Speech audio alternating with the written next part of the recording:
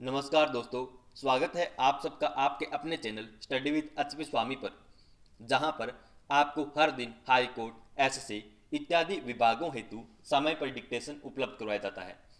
दोस्तों, आज का यह डिक्टेशन 80 शब्द प्रति मिनट रहेगा, जो स्टार्ट होगा 5 सेकंड बाद।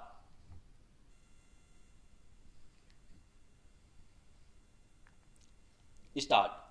महोदय, जो यह बजट प्रस्तुत हुआ है वह देश का एक ऐसा नया चित्र उपस्थित करता है जो चित्र उम्मीद का है, आशा का है, सफलता का है।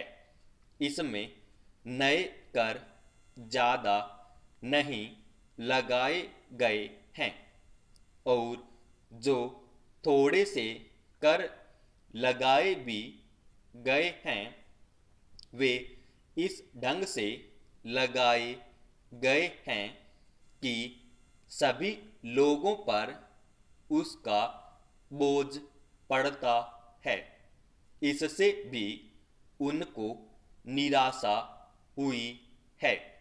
दूसरी बात जिससे उनको निराशा हुई है यह है कि एक दो वर्ष देश को लेन देन के मामले में कठिनाई का सामना करना पड़ा था। योजना को कठिनाई में पड़ना पड़ा था, वह कठिनाई दूर हो गई है और सदन की तरफ से उन देशों को धन्यवाद देना चाहता हूँ, उन देशों के प्रति आभार प्रदर्शित करना चाहता हूँ जिन्होंने हमारी इस कठिनाई को दूर करने में आगे बढ़कर हाथ बटाया है। मेरे मित्रों को इससे निराशा हुई है कि विदेशी सहायता बहुत ज़्यादा और तेजी से पहुंच रही है और हमारी जो कठिनाई दूर हो गई है इससे उनको परेशानी हुई। कम्युनिस्ट इसलिए भी परेशान हैं कि पिछले एक दो वर्षों में देश की पैदावार बहुमुखी ढंग से बढ़ी है। औद्योगिक पैदावार बढ़ी है। यह उनके लिए निराशा का कारण बना है। उनकी निराशा इसलिए भी बढ़ी है कि उनका मालिक, उनका मित्र हमारे देश की सीमा पर जब फौज लेकर खड़ा है और जब देश का खतरा है तो क्यों देश की आर्थिक हालात, क्यों देश की वित्तीय हालात तथा दूसरी हालत इतनी अच्छी हुई है और क्यों इतनी अच्छी छवि उभरी है। लेकिन उनकी निराशा हमारी सबसे बड़ी आशा है। उनकी सफलता हमारी सबसे बड़ी असफलता है और मैं समझता हूँ कि उनके भाषण हमारे वित्त मंत्री महोदय के लिए सबसे बड़े बधाई के भाषण हैं। दो तीन और चीज़ों की ओर मैं आपका ध्यान दिलाना चाहता हूँ। उनकी ओर दूसरे माननीय सदस्यों ने भी आपका ध्यान दिलाया है।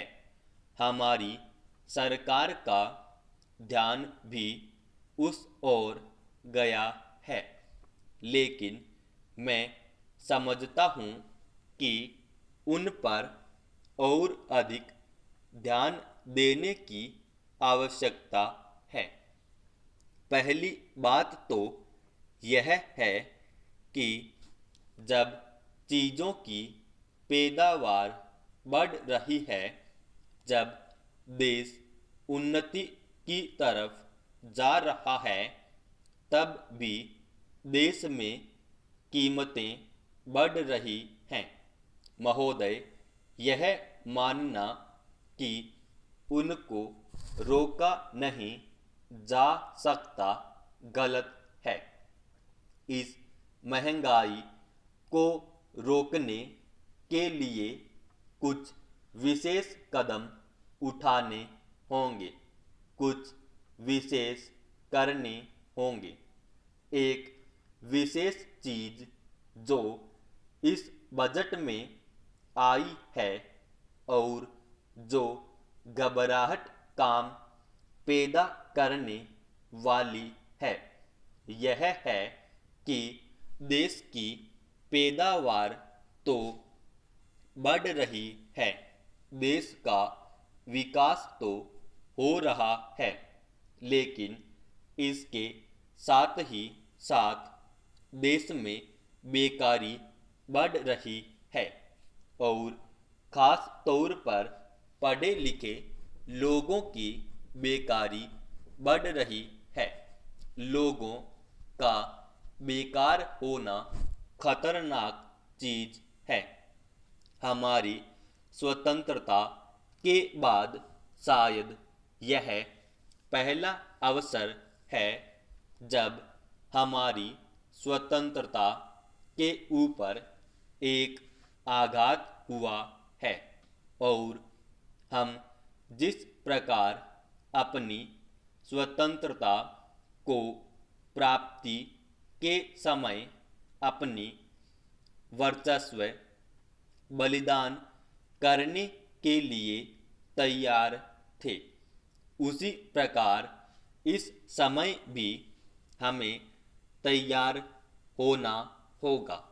माननीय प्रधानमंत्री जी के मत से मैं सर्वथा सहमत हूँ कि यह एक ऐसा अवसर है जिस अवसर पर कि इस देश की प्रतिनिधि संस्था जो यह लोकसभा है, उसे इस संबंध में अपनी स्पष्ट राय देनी है और उस राय को देने के बाद हमें उस राय के अनुसार सरकार जो भी कार्रवाई करे उसमें सरकार को पूरा पूरा सहयोग भी देना है।